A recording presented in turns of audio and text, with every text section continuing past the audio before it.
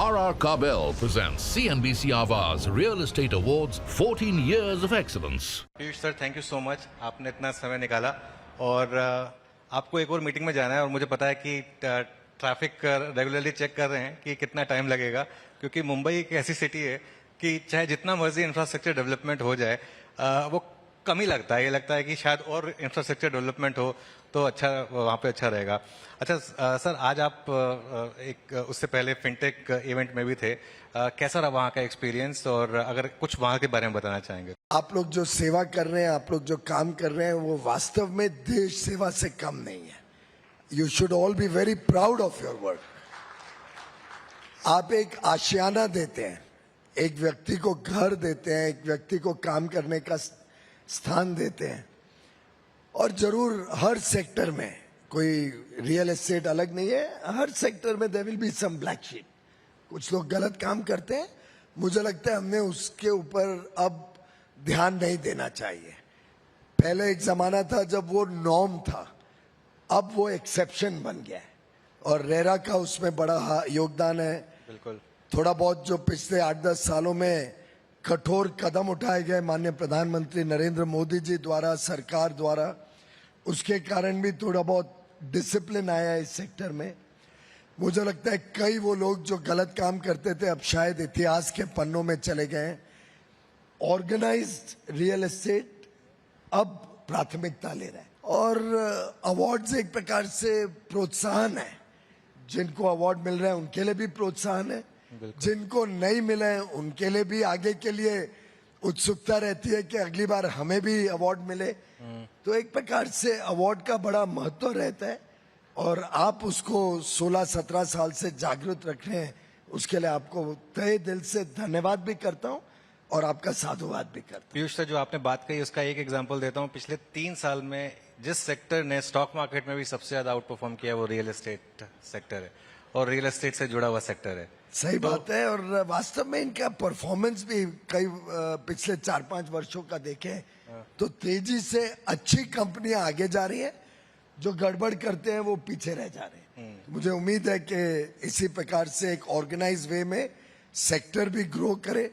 आप लोग नए एंटरप्रेन्योर्स को भी मौका दें, उनको भी प्रोत्साहित करें। बिल्कुल। आई डोंट नो, आपके अवार्ड्स में स्टार्टअप्स के लिए, नई टेक्नोलॉजीज के लिए, नए एंटरप्रेन्योर्स के लिए कोई अगर विशेष कैटेगरी नहीं हो तो जरूर दीजिएगा। हम इंट्रोड्यूस करेंगे नई हाँ, कैटेगरी। अच्छा रहेगा, क्योंकि मेरा इनफैक्ट कई बार अवार्ड्स में एक 2 विशेष ऑब्जर्वेशंस रहती हैं। कुछ मात्रा में आज का मैं अपने लोगों को देख रहा था तो मुझे पहली ऑब्जर्वेशन तो आज दिक्कत नहीं दिख रही है। कई बार अवार्ड फंक्शन में बड़े जूनियर लोग आ जाते हैं और उससे अवार्ड की वैल्यू खत्म हो जाती है। तो जूनियर लोग से मुझे आपत्ति नहीं है, पर अवार्ड एक प्रकार से आपकी कंपनी के लिए एक इज्जत है। और जब कोई सीनियर व्यक्ति आता है, अगर रुनवाल आया हुआ है या ओरी जी आए हुए हैं, तो सीनियर आप आए हुए हैं, तो सीनियर लोग एक प्रकार से अपने पूरे कंपनी को फिर जाके प्रोत्साहित करते हैं। बिल्कुल। देखो, आप सबके काम की वजह से आज हमारी कंपनी की इज्जत हुई। तो एक तो हमने ऑलवेज अवार्ड में ये देखना चाहिए कि उचित स्तर पे लोग आके अवार्ड भी रिसीव कर रहे हैं, उससे कंपनी को भी लाभ है, अवार्ड की भी एक विशेषता बनी रहती है, उसका इज्जत बनी रहती है। दूसरा एक मेरा ऑब्जर्वेशन कई अवार्ड्स में रहता है, जस्ट फूड फॉर थॉट, कि कुछ कंपनियां इंट्रिंसिकली बहुत बड़ी होती हैं, बहुत सक्सेसफुल होती हैं, और हर वर्ष वही कंपनी को अवार्ड मिलते रहता है, वही व्यक्ति को अवार्ड मिलते रहता है। तो मैं उनके अवार्ड से छीनना नहीं चाहता हूं कि वो लोग ही मेरे से नाराज हो जाए, पर इसीलिए मैं कह रहा हूं कि नए सेक्टर्स, उभरती हुई कंपनियां, नए लोगों को भी जरूर हमने प्रोत्साहित करने की एक प्रयास करना चाहिए। बिल्कुल। ये 2 मेरे छोटे से ऑब्जर्वेशंस हैं। आपका प्रश्न था फिनटेक के प्रोग्राम पे। प्रधानमंत्री नरेंद्र मोदी जी ने जो 10 वर्ष में टेक्नोलॉजी और फाइनेंशियल इंक्लूजन पे काम किया है, वो ना तो सिर्फ अद्भुत है, पर एक पूरे दुनिया के सामने मिसाल है। आप याद करिए, 2014, 28 अगस्त 2014, 2 दिन पहले 10 वर्ष पूरे हुए, 1 दशक हुआ है। जनधन योजना का लॉन्च हुआ था, बड़े लोगों ने मजाक उड़ाया, युवराज ने भी बड़ा मजाक उड़ाया था और उनके सहयोगियों ने कि क्या बात कर रहे हैं, जीरो बैलेंस अकाउंट क्या होता है, बड़ी बड़ी बात कर रहे हैं कि हर घर में एक अकाउंट होगा और बैंकिंग इंक्लूजन से लोगों का भविष्य बदलेंगे। और एक प्रकार से एक डिसबिलीफ था, मोदी जी ये प्रोग्राम कर पाएंगे कि नहीं, उस पर भी थोड़ा मजाक उड़ाने की कोशिश की गई और बैंकों के ऊपर भी एक संदेह उठाया गया कि इसको करेंगे कि नहीं। मैं आज जब देखता हूं, पहले ही 4 महीने में 125 दिन में जनवरी पहले हफ्ते तक देश में 13 करोड़ अकाउंट खुले थे, 13 करोड़, और हर घर में, हर परिवार में कम से कम एक अकाउंट खोलने की जिम्मेदारी हमारे बैंकर्स ने ली थी। पीएसयू बैंक्स हो, कई निजी प्राइवेट बैंक्स भी जुड़े थे। लगभग हर घर में एक बैंक अकाउंट और कई जगह शायद 60-70% महिलाओं के बैंक अकाउंट। और वो 13 करोड़ बैंक अकाउंट से शुरू हुई हुई गाथा आज 10 साल बाद 53 करोड़ जनधन अकाउंट इस देश में खुले। लगभग 35 लाख करोड़ से अधिक डायरेक्ट बेनिफिट ट्रांसफर से लोगों के खाते में पैसा पहुंचा, जिससे आज बिना चोरी, बिना बिचौलिए, बिना भ्रष्टाचार सरकारी खजाने में जो आप सब टैक्स पे करते हैं उसका सदुपयोग हो रहा है। टैक्स पे करने से ज्यादा नाराजगी तब होती है जब एक प्रधानमंत्री बोलता है मैं 100 रुपए खर्चता हूं, 15 रुपए गरीबों तक पहुंचते हैं, 85 रुपए तो 2 CR बिचौलिए खा जाते हैं। उससे ज्यादा नाराजगी होती है या टैक्स देने से नाराजगी होती है? और मैं मानता हूं कि आज एक एक टैक्स पेयर को ये एक सेटिस्फैक्शन है कि मेरे टैक्स के पैसे से हर गरीब के घर में बिजली पहुंचती है, बिल्कुल, हर हर गरीब के घर में शौचालय पहुंचा, 80 करोड़ लोगों को मुफ्त में अनाज मिलते हैं हर महीने, जिससे आज कोई बच्चा भूखा नहीं सोता है। एक हर टैक्स पेयर को सेटिस्फैक्शन है कि 4 करोड़ गरीब परिवारों को मुफ्त में, मेरे कारण, आपके कारण मुफ्त में घर मिला। और आगे चल के ऑलरेडी कैबिनेट ने 3 करोड़ और घर के लिए मंजूरी दे दी है। बिल्कुल सर। तो ये जो इस देश में कल्पना के बाहर काम हुआ, और उसी में आपके क्षेत्र में भी लैंड रिकॉर्ड्स डिजिटलाइज होना, स्टैंप ऑफिस डिजिटलाइज होना हो, हमारी कोशिश रही है भ्रष्टाचार कम करना। आप चाहें तो काबरा जी का भी जवाब दे सकता हूं जो प्रश्न उन्होंने उठाया था। लेकिन एक प्रकार से आप सबका धन्यवाद करता हूं कि फिनटेक रेवोल्यूशन को सक्सेसफुल करने में आप सबका भी बड़ा योगदान है। आप सबको सलाम, आप सबका साधुवाद। ओके, अच्छा गोयल सर, आप काफी हार्ड नेगोशिएटर हैं। अभी रिसेंटली आपने कहा था कि कोई अगर कंट्री मुझसे पूछती है कि एफटीए के लिए अगर मैं आना चाहूं तो मैं बोलता हूं कि मेरे पास $30 ट्रिलियन है, आपके पास क्या है? वो दीवार का डायलॉग आप बोलते हैं उनको। और जब मैं लास्ट टाइम दिल्ली आया था, मुझे याद है एक नेगोशिएशन चल रहा था, काफी 3-4 घंटे तक आप उस मीटिंग में थे और काफी हार्ड नेगोशिएशन चल रही थी। इस पर कुछ कहना चाहेंगे? अभी इस समय क्या चल रहा है इसमें? मित्रों, पहले एक जमाना था जब भारत बड़े कमजोर स्थिति से विश्व के सामने पेश आता था। हमारी नेगोशिएशंस में कभी स्टेक होल्डर कंसल्टेशन नहीं होता था जितना आज के दिन होता है। आज कोई एफटीए होता है तो मैं स्वयं, और कई बार तो ग्रैंड हायट या सोफिटेल ट्राइडेंट में, इस क्षेत्र में भी हम मीटिंग्स रखते थे क्योंकि ये सेंटर है मुंबई का। ये बात अलग है कि अब मैं कोशिश कर रहा हूं कि दक्षिण मुंबई से बांद्रा बीकेसी एपी सेंटर बना मुंबई का। अब मैंने तय कर लिया कि अब उत्तर मुंबई बनेगा मुंबई का सेंटर। पहले के जमाने की जो कमजोर नेगोशिएशंस थी उसके सामने आज जब भारत किसी के साथ नेगोशिएट करते हैं तो एक पोजीशन ऑफ स्ट्रेंथ के साथ, आत्मविश्वास के साथ, एक कॉन्फिडेंस जो पहले कभी नहीं देखा गया, और आप सबके गाइडेंस से we involve all stakeholders के आप क्या चाहते हैं, आपके ऑफेंसिव इंटरेस्ट क्या है उस देश के साथ, आपके डिफेंसिव इश्यूज क्या है जिसपे मुझे संभलना है, किन चीजों में हम फायदा ले सकते हैं। कई बार इम्बैलेंस होता है। तो अभी परसों की बात है, एक देश के विदेश और वाणिज्य मंत्री मेरे पास आए थे। वो चाह रहे हैं कि हमारे साथ, भारत के साथ नेगोशिएट करें, एफटीए करें। ये उसी दिन मैंने परसों ही कहा था प्रेस कॉन्फ्रेंस में, बिल्कुल। उस मीटिंग के तुरंत बाद। हाँ, अब उस देश की जनसंख्या शायद 2 करोड़ है, उसकी जीडीपी शायद 400 बिलियन डॉलर है। हमारी आज की जीडीपी लगभग 10 गुना 4 ट्रिलियन डॉलर है। वो देश 0.2% पे ग्रो कर रहा है, हम सिर्फ 8% पे ग्रो कर रहे हैं। राजीव जी यहाँ बैठे हैं, पूर्व वाइस चेयरमैन नीति आयोग के। ये दोनों के बीच फर्क है। मैंने उनको ईमानदारी से कहा, मैंने कहा साहब आप, मैं तो आगे की सोचता हूँ। एफटीए क्या है? We are crystal gazing in a ball into the future. 25, 30, 50 साल आगे का सोचना पड़ता। तो मैं कहा आज से 30 साल बाद मैं तो 35 ट्रिलियन डॉलर की इकोनॉमी होऊंगा। 2047 तक हमारा टारगेट है 32 से 35 ट्रिलियन।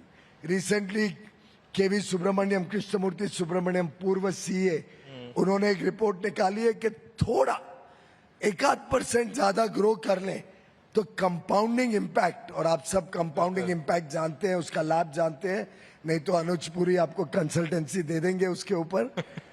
पर कंपाउंडिंग इम्पैक्ट 1% ग्रोथ ज्यादा होने का ये होगा कि हम 50 ट्रिलियन से ज्यादा भारत की इकोनॉमी देख सकते। तो मैंने कहा मेरा तो डेल्टा ऑफ अपॉर्चुनिटी भारत में 4 ट्रिलियन से 35 ट्रिलियन है, वही 30 ट्रिलियन डॉलर बढ़ेगी। आपकी इकोनॉमी आप कितना भी ग्रो कर लें 1 ट्रिलियन में नहीं पहुंचेगी। तो आप बताइए मैं कैसे दोनों के बीच में संतुलन लाऊं?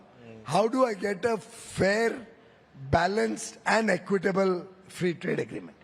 जब आपके पास वो सोल्यूशन आ जाए तो हम बातचीत शुरू कर सकते हैं और एफटीए बना सकते हैं। तो ये भारत का सामर्थ्य, आप सबकी ताकत है। ये मोदी जी ने देश की माइंडसेट को चेंज किया।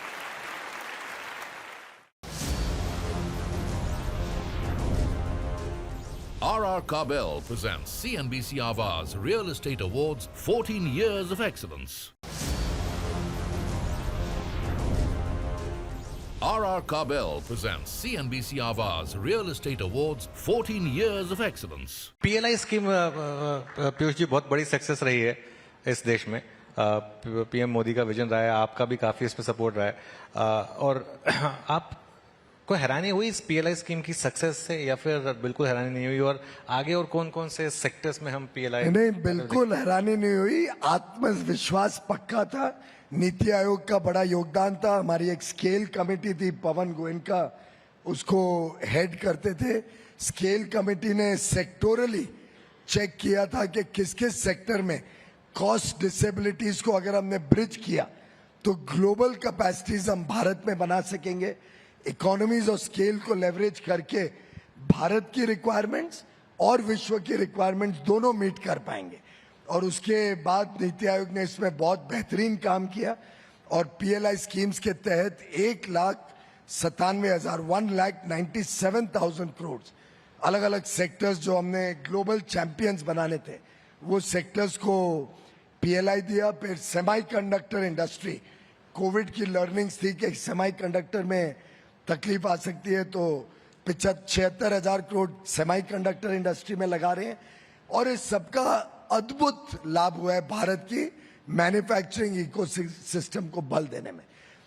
मैंने तो कई इस पे मीटिंग स्वयं की है, सेक्टोरली भी, और करीब इलेक्शन के 1-2 महीने पहले सभी जो शायद हर एक 14 सेक्टर के हर एक बेनिफिशियरी को बुलाया था। पीएलआई के अलग अलग सेक्टर ने बहुत बेहतरीन काम किया। एक सेक्टर का जिक्र करके इस बात को विराम देता हूं, एयर कंडीशनर्स। पहले भारत में लगभग सब एयर कंडीशनर्स या तो विदेश से आते थे या छोटा मोटा असेंबली होते थे। भारत में बनने वाले एसीज तो जहां तक मुझे याद है वोल्टास जो छोटा मोटा बनाता होगा, बाकी असेंबल्ड एसीज बनते थे। हमारे पास 2 चॉइस थे कि हम पीएलआई एयर कंडीशनर मैन्युफैक्चरर्स को दें या कंपोनेंट्स को दें। मैन्युफैक्चरर्स को देते तो फिर कंपोनेंट्स इंपोर्ट होते और यहाँ असेंबली करके बेचते। उसके बदले पूरा जो पीएलआई है, एलईडी बल्ब्स और एयर कंडीशनर्स, 2 सेक्टर्स जो मेरे विभाग पे नीचे थे, पूरा हमने कंपोनेंट्स के लिए दिया। और आपको जान के खुशी होगा, मेरा लॉजिक था कंपोनेंट में जो बेनिफिट दे रहा हूं वो एग्रीगेट होके असेंबल प्रोडक्ट में ऑटोमेटिकली बन जाएगा।